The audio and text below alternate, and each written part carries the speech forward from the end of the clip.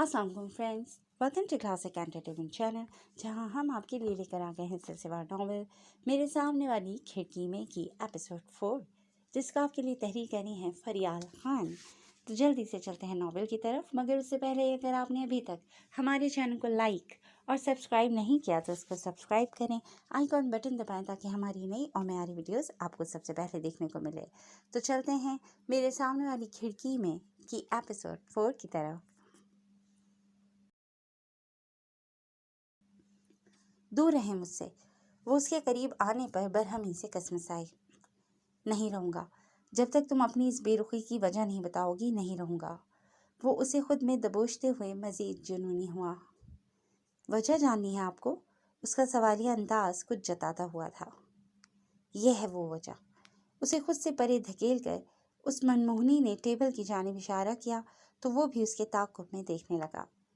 कांच की टेबल पर एक निहायत कीमती शराब की बोतल रखी हुई थी और साथ मौजूद कांच का ग्लास गवाही दे रहा था कि कुछ देर कबल उसी के जरिए ये नशीला जाम हलक में उतारा गया था। अगर आज मैं अचानक यहाँ ना आती तो मुझे कभी पता ही नहीं चलता कि मैं जिस शख्स के निकाह में हूँ, कुछ दिन बाद जिसकी दुल्हन बनकर इस घर में आने वाली हूँ, वो इस हराम लत में मुब्तला है। वो गम गुस्से से गोया हुई तो वो भी दोबारा उसकी जानिब देखने लगा, जिसकी आंखों में मोटे मोटे आंसू जमा होने लगे थे। तुम मुझसे इसलिए खफा होना क्योंकि मैंने शराब पी? उसका नरम अंदाज सवालिया था। हाँ, खफा सा जवाब आया। उसे कुछ कहने के बजाय वो टेबल के पास आया और अगले ही पल वो आधी से ज्यादा भरी हुई बोतल जमीन पर दे मारी। कमरे में कांच टूटने की जोरदार आवाज गूंजी और सफेद फर्श पर जाम के साथ कांच के टुकड़े भी बिखर गए, जबकि वो सारी नाराजगी भुलाए इस अमल पर शद्दत रह गई। इन कांच के टुकड़ों को अपने कीमती जूतों तले रोनता हुआ वो उसके पास आया, जो बेकर हैरत बनी बेयकीन नजरों से उसे देख रही थी। जो चीज तुम्हें मुझसे दूर करे, मैं ऐसे ही उसका नाम निशान मिटा दूंगा। वो उसके बेहद नजदीक खड़ा गोया हुआ तो उसकी धड़कनें मुंतशिर हो गईं। अब मैं दोबारा इसे नहीं छूऊंगा। अब तो खुश हो ना तुम? वो ताई चाहते हुए और करीब हुआ। उसका सर अज़बात में हिला जो उसकी कुर्बत में बेहाल होने लगी थी।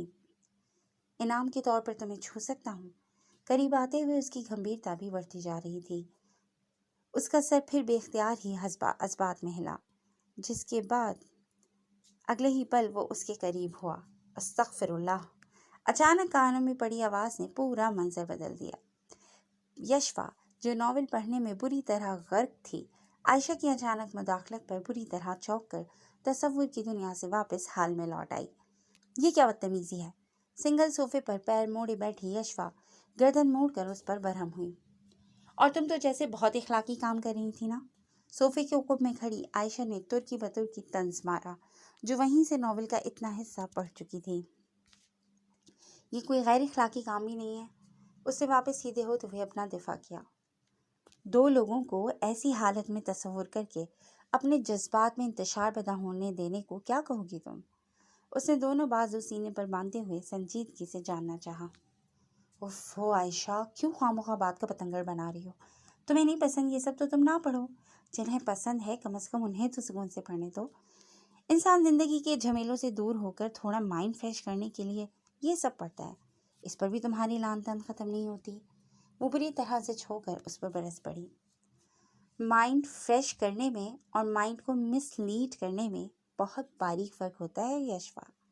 अपने दिमाग को ऐसे तस्वुरात का आदी मत बनाओ जिनकी वजह से हकीकत से नफरत होने लगे। हकीकत इतनी तल्ख होती नहीं है जितनी इस फैंटेसी की दुनिया की सैर के बाद लगने लगती है। वो अब भी अपनी बात पर मजबूती से कायम थी, क्योंकि वो अपनी बहन का भला चाहती थी। दे चुकी है लेक्चर या अभी बाकी है? उसने सहजाई अंदाज में गर्दन मोड़कर पूछा। साफ जाहिर था कि वो उसकी बातों से सख्त बेजार थी। लेक्चर ख़त्म, लेकिन काम बहुत बाकी है।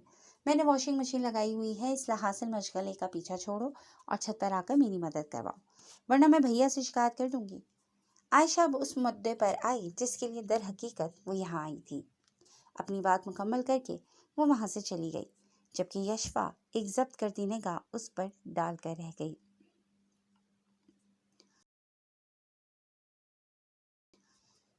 नेहरू रिपोर्ट के जवाब में कायद-ए-आज़म ने कितने नकात पेश किए थे? 14। پانی کا فارمولا کیا ہے؟ H2O. 2 ملٹیپلائڈ بائی 4 کتنے ہوتے ہیں؟ 8. اردو ادب میں پہلا ناول لکھنے والے writer? Deputy Nazir Ahmad. English میں کتنے واولز لیٹر ہوتے ہیں؟ 5. انگلش میں جو 21 لیٹرز واول نہیں ہوتے انہیں کیا کہتے ہیں؟ کانسوننٹس کہتے ہیں. دنیا کا سب سے یار تو پاگل واگل ہو گیا ہے کیا؟ رمیز نے زج ہو کر ٹوکا تو احمد کی بات بیچ میں رہ گئی. یہ کیا کب سے بچوں والے سوال پوچھے جا رہے؟ اپنے سنگل بیڈ پر شرٹ استری کرتے ہوئے رمیز کی بس ہو گئی تھی. تیرے بھلے کے لیے ہی تیاری کروا رہا تھا، پتہ نہیں وہ ہٹلر تجھے کیا پوچھ لے. رائٹنگ ٹیبل کی کرسی پر موبائل لیے بیٹھے احمد نے احسان جتایا. اس کی بہن پرائمری کی اسٹوڈنٹ نہیں ہے. رمیز شرٹ لے کر کھڑا ہوا اور سوئچ بورڈ سے استری کا تار نکالنے لگا. وہی تو، اکثر گریجویشن لیول کے لوگوں کو ان بیسک سوالوں کا پتہ نہیں ہوتا، جس کے بعد ان کی جو مٹی پلید ہوتی ہے پوچھ مت. اس نے ساری جد و جہد کی وجہ بتائی.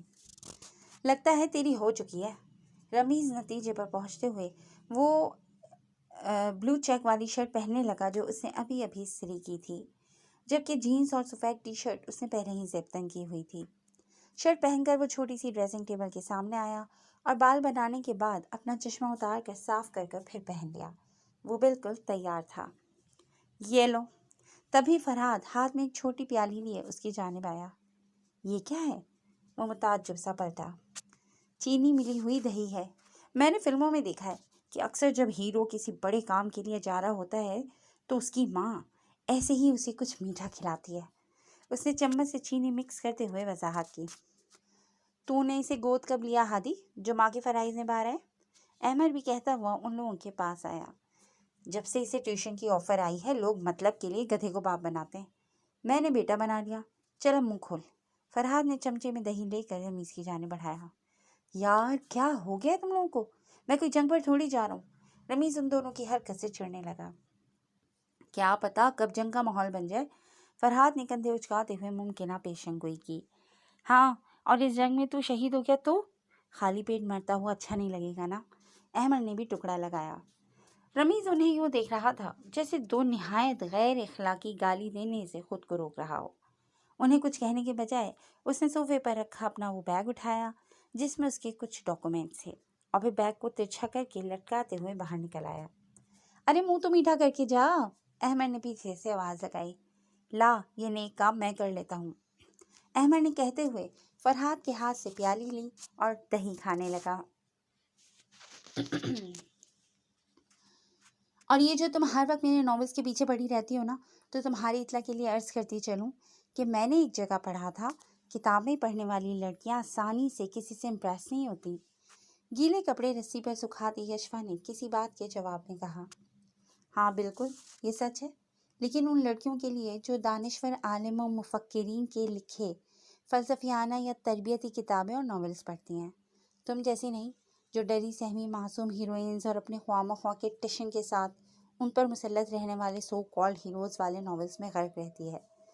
دوسری رسی پر کپڑے سکھاتی عائشہ نے بھی ترکی و ترکی جواب دیا. مجال ہے جو کبھی میری کسی بات سے اتفاق کر لو تم. وہ سلگ کر رہ گئی. بالکل کروں گی، مگر تب جب تم کوئی ڈھنگی بات کرو گی. اس کا اطمینان ہنوز قائم تھا. اس پر ایک خفگی بھری نظر ڈال کر یشوا چھت کی باؤنڈری کے پاس آ گئی، کیونکہ اپنے حصے کا کام تو وہ مکمل کر چکی تھی. دوسری طرف حسب معمول فرحاد اور احمد گھر کی بالکنی میں کھڑے نظر آئے. دونوں در حقیقت رمیز کو ان کے گھر جاتا ہوا دیکھ رہے تھے، اسی لیے ان کا دھیان چھت پر نہیں تھا. یشوا نے ان کی نظروں کے تعاقب میں دیکھا تو اپنے گھر کے دروازے پر گھبرایا ہوا سا رمیز کھڑا نظر آیا، جسے دونوں اشاروں میں دروازہ بجانے کے لیے اکسا رہے تھے. آشی ادھر آؤ جلدی. یشوا نے رازداری سے اسے پکارا تو وہ بھی چلی آئی. دیکھو پتہ نہیں لڑکی کیا کر رہے ہیں. یشوا نے ان کی مشکوک حرکات کی جانب توجہ دلائی تو وہ بھی کھٹکی. یہ کیا ہو رہا ہے؟ عائشہ نے سخت انداز میں بلند آواز سے پکارا تو ان دونوں نے بھی فوری سر اٹھا کر اوپر دیکھا اور پل بھر کو سٹ پٹا گئے. دروازہ کھول دیں، ہمارا گھر آپ کے دوست آئے ہے. احمد نے گڑبڑا کر وضاحت کرنی چاہی، لیکن ہر بار کی طرح وہ پھر نروس ہو کر جملہ الٹا بول گیا. آپ کے بھیا نے رمیز کو انٹرویو کے لیے بلایا تھا، وہ آ گیا ہے، پلیز دروازہ کھول دیں. فرحاد نے اسے کوہنی مارتے ہوئے فوری مہذب انداز میں بات سنبھالی. عائشہ نے دروازے کی جانب دیکھا جہاں رمیز ابھی تک دستک دینے کی ہمت نہیں کر پایا تھا۔ ان لوگوں پر ایک سپاٹ نگاہ ڈال کر عائشہ وہاں سے چلی گئی، اور یہی عمل یشوا نے بھی دہرایا۔ لڑکیوں کے سامنے سے منہ بند ہی رکھا کر تو۔ ان کے جاتے ہی فرحات نے احمد کو گدی سے دبوچ لیا۔ رمیز نے بالآخر دروازے پر دستک دینے کے لیے ہاتھ بڑھایا ہی تھا کہ دوسری جانب کچھ کھٹپٹ ہوئی اور دروازہ کھل گیا۔ سامنے عائشہ موجود تھی۔ السلام علیکم، میں رمیز، عفت آنٹی کا پیئنگ گیسٹ۔ آپ لوگوں نے مجھے ٹیوشن کے لیے بلایا تھا۔ اس نے نظر جھکا کر خود کو نارمل رکھتے ہوئے مدعا بیان کیا۔ وعلیکم السلام، آئیے، وہ کہتے ہوئے کنارے پر ہوئی تو رمیز اندر آ گیا۔ دروازہ بند کر کے عائشہ اپنی پیروی میں اسے ڈرائنگ روم میں لے آئی اور وہ چپ چاپ نظر جھکائے چلا آیا، حتیٰ کہ گھر کا جائزہ لینے کی بھی کوشش نہیں کی۔ بیٹھیں آپ، بھیا آ رہے ہیں۔ اس نے ایک صوفے کی جانب اشارہ کیا تو وہ اسی طرح نظر جھکائے سر ہلا کر سنگل صوفے پر بیٹھ گیا۔ جب عائشہ وہاں سے چلی گئی تو اس نے سانس بحال کرتے ہوئے نظر اٹھائی اور خود کو کمپوز کرنے کے لیے ڈرائنگ روم کا جائزہ لینے لگا۔ نہایت نفاست سے سجا یہ ایک کشادہ ڈرائنگ روم تھا۔ ابھی اس کا سروے مکمل بھی نہیں ہوا تھا کہ جہاں زیب کمرے میں داخل ہوا، جسے دیکھ کر وہ فوری اپنی جگہ سے کھڑا ہو گیا۔ السلام علیکم، اس نے ترچھے لٹکے بیگ کے بیلٹ دونوں ہاتھوں سے تھامے سلام کیا۔ وعلیکم السلام، تمہارے گھر میں گھڑی نہیں ہے کیا؟ جہاں زیب جواب دیتا مقابل والے سنگل صوفے پر بیٹھ گیا۔ جی ہے، وہ متعجب ہوا۔ تو پھر اس میں ٹائم کسی اور ملک کا سیٹ ہے؟ میں نے تمہیں 4 بجے بلایا تھا اور تم 4:30 بجے آ رہے ہو، پہلے ہی دن اتنی باقاعدگی؟ اس نے ٹانگ پر ٹانگ رکھتے ہوئے چپتے ہوئے انداز میں کہا تو رمیز مزید نروس ہو کر لاجواب ہو گیا۔ گرے جینز کے ساتھ فل آستین والی فوجی گرین ٹی شرٹ پہنے، شرٹ کی آستینیں ذرا اوپر چڑھائے، جہاں زیب اس عام حلیے میں بھی اتنا متاثر کن لگ رہا تھا کہ اس کے آگے رمیز کو اپنا آپ کمتر سا لگنے لگا۔ بیٹھو، جہاں زیب کے کہنے پر وہ واپس بیٹھ گیا۔ نام کیا ہے تمہارا؟ انٹرویو کا آغاز ہوا۔ رمیز، وہ براہ راست اس کی آنکھوں میں دیکھنے سے کترا رہا تھا۔ پورا نام؟ محمد رمیز شمسی۔ وہ بار بار اپنے چہرے پر ہاتھ پھیر رہا تھا، جیسے چہرہ چھپانے کی کوشش کر رہا ہو۔ کہاں سے بلانگ کرتے ہو اور فیملی میں کون کون ہے؟ میں ملتان سے ہوں، گھر میں امی، ابو، پھپھو اور ایک بڑی باجی ہیں جن کی پچھلے سال ہی شادی ہوئی ہے۔ یہاں کب سے رہ رہے ہو اور کیسے آنا ہوا؟ 3.5 سال ہو گئے۔ یہاں پڑھنے آیا تھا مگر ہاسٹل کا ماحول سمجھ نہیں آیا اور بجٹ بھی آؤٹ ہو رہا تھا تو ہم لوگوں نے ہی گھر رینٹ پر لے لیا۔ ہم لوگ کون؟ میں اور میرے دونوں دوست فرحاد اور احمد، وہ بھی دوسرے شہر سے ہیں اور ہاسٹل میں رہ رہے تھے۔ اس نے تفصیل تو بتا دی تھی لیکن اب ڈر رہا تھا کہ کہیں جہاں سے پہچان نہ جائے کہ گاڑی ٹھوکنے والے بھی یہی تینوں تھے۔ کیا پڑھے ہو تم؟ Bachelors of business administration, last year چل رہا ہے۔ اس کے جواب کے بعد فوری طور پر کوئی سوال نہیں آیا تو رمیز نے نظر اٹھا کر دکھا۔ جہاں زیب کھوجتی ہوئی نظروں سے اسے دیکھ رہا تھا۔ مجھے لگ رہا ہے کہ میں نے تمہیں کہیں دیکھا ہے، اس نے ذہن پر زور دیتے ہوئے کہا تو رمیز کے ہاتھوں کے طوطے اڑ گئے۔ یہیں سامنے بالکنی میں یا محلے میں ہی کہیں دیکھا ہوگا۔ رمیز نے بمشکل خود کو نارمل رکھتے ہوئے اس کی سوچ بھٹکانی چاہی تاکہ وہ ذہن پر زیادہ زور دے کر کہیں واقعی یاد نہ کر لے کہ اسے کہاں دیکھا ہے۔ جہاں زیب نے فوری کوئی جواب نہ دیا۔ میتھس میں کیسے ہو تم؟ ایک نیا سوال آیا۔ بہت اچھا، انفیکٹ وہ میرا فیوریٹ سبجیکٹ ہے، جھٹ سے جواب ملا۔ اپنے ڈاکومنٹس لائے ہو؟ جی۔ تو صرف بیگ میں رکھنے کے لیے لائے ہو؟ اس کی طنزیہ سوال پر لمحے بھر کو وہ متعجب ہوا، پھر اپنی عقل کو کوستے ہوئے جلدی سے ڈاکومنٹس نکال کر اسے تھمائے، جنہیں وہ بغور چیک کرنے لگا۔ جہاں زیب کی سنجیدہ نظریں اس کی گزشتہ تعلیمی ریکارڈ کا جائزہ لے رہی تھیں، جبکہ رمیز خود بھی چور نظروں سے اسے دیکھ رہا تھا، جیسے اس کے تاثرات سے آئندہ رد عمل کا اندازہ لگانے کی کوشش میں ہو۔ تعلیمی ریکارڈ تو کافی اچھا ہے تمہارا، اس نے کاغذات واپس کرتے ہوئے صاف گوئی کا مظاہرہ کیا۔ تھینک یو، وہ بھی کاغذات تھامتے ہوئے مسکرایا۔ لیکن یہ صرف تھیوری ہے جو کوئی بھی رٹ کا نمبر لے سکتا ہے، اصل قابلیت پریکٹیکل میں پتہ چلتی ہے، پھر چاہے بات اصل زندگی کی ہو یا اسکول کالج کی۔ جہاں زیب کی اگلی بات نے اس کی مسکراہٹ کو بریک لگا دیا اور اسے کسی انہونی کا خدشہ ہوا۔ 1 گھنٹہ ہو گیا ہے، اب تک تو اس کو آ جانا چاہیے تھا۔ احمد بے چینی سے کمرے میں ٹہل رہا تھا، جو کئی بار بالکنی کے چکر بھی لگا چکا تھا۔ ہٹلر کو امپریس کرنا کوئی آسان کام تھوڑی ہے، محنت کر رہا ہوگا اپنا چیتا۔ اپنے سنگل بیڈ پر نیم دراز فرحت نے جواب دیا، جو ساتھ ہی موبائل میں گیم کھیل رہا تھا۔ اسی پل کمرے کا دروازہ کھلا تو دونوں کی نظریں اسی طرف گئیں۔ رمیز آ گیا تھا۔ اسے دیکھ کر ان دونوں کے جسم میں بھی مانو کرنٹ دوڑ گیا اور اگلے ہی پل دونوں اس کے پاس دوڑے چلے آئے۔ کیا ہوا؟ کیسا رہا انٹرویو؟ اس نے کیا کیا سوال پوچھے؟ جاب پکی ہو گئی؟ کوئی کام کی بات معلوم ہوئی؟ میری والی کا نام پتہ چلا؟ دونوں نے بےتابی سے سوالوں کی بوچھاڑ کر دی، جنہیں اس نے چپ چاپ سنا، اور پھر ایک سپاٹ نظر ان پر ڈال کر بیگ اتارتا ہوا اپنے بیڈ پر آن بیٹھا۔